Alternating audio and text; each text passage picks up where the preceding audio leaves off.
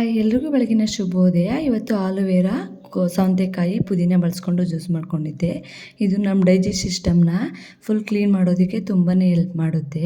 ಇವತ್ತು ತಿಂಡಿಗೆ ಹೀರೆಕಾಯಿ ಬಳಸ್ಕೊಂಡು ಎಣ್ಗಾಯಿ ಮಾಡ್ಕೊತಿದ್ದೀನಿ ಮತ್ತು ದೋಸೆ ಮಾಡ್ಕೊತಿದ್ದೆ.